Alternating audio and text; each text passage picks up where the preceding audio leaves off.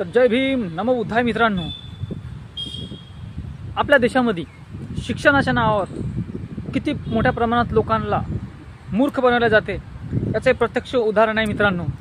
रिसेंटलीच 1-2 दिवसा अगोदर बीजेपीच्या एका सांसद व्यक्तीने एक स्टेटमेंट दिलेला आहे मित्रांनो की अंतरिक्षामध्ये जाणारा पहिला व्यक्ती कोण। तर तुमच्या मनात प्रश्न निर्माण होईल, नील आर्मस्ट्राँग, आणखीन बरेच 2-3 आहेत, त्यांचे नाव मला सध्या आठवण नाही येत आहे, पण नील आर्मस्ट्राँग व्यक्तीचं नाव सर्वात पहिले येतील। पण नाही, तर त्या बीजेपीच्या व्यक्तींनी चक्क एक नवीन दावा केला आहे। हनुमान, हिंदू धर्मातील एक महत्त्वाचे देव म्हणून ज्यांची कीर्ती मोठ्या प्रमाणात आहे, हनुमान, बजरंगबली, संकटमोचन अशा नावाने ओळखले जातात, त्या हनुमानाला अंतरिक्षात जाणारा पहिला व्यक्ती, भारतातील पहिला व्यक्ती म्हणून घोषित केला आहे। कुठल्या हा बीजेपीच्या व्यक्तीने, असं मी नाही म्हणता।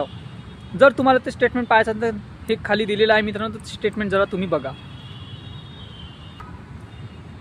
तुम्ही धर्माच्या नावावर लोकांना लढवलं इथपर्यंत ठीक होतं मित्रांनो, पण आता तर शिक्षणाच्या नावावर मुलांना वेगळे डायव्हर्ट करत आहे, हे खपवून घेणार नाही मित्रांनो भारतीय जनता। म्हणून आपल्या मुलांना चांगल्यापैकी शिकवा। धार्मिक ग्रंथामध्ये काय म्हणते आणि विज्ञानामध्ये काय म्हणते यातला फरक तुम्ही आपल्या मुलांना नक्की सांगा मित्रांनो। व्हॉट्सअप युनिचं प्रमाण मोठ्या प्रमाणात वाढलेलं आहे, त्यामुळे आपल्या मुलांना योग्य ते शिक्षण देण्याचा आईवडिलांचं आद्य कर्तव्य आहे। नाही तर असे लोक का म्हणताय, कारण की त्यांच्या स्टेटमेंटमुळेच शिक्षणाची ऐशी तैशी झालेली आहे। तर ह्या व्हिडिओला तुम्ही काय म्हणता मित्रांनो, हे आम्हाला खाली कमेंट्स बॉक्समध्ये नक्की सांगा। आणि जर तुम्ही आमच्या चॅनलवर नवीन असाल तर आम्हाला लाईक करा, शेअर करा, सबस्क्राईब करा। जय भीम नमो बुद्धाय।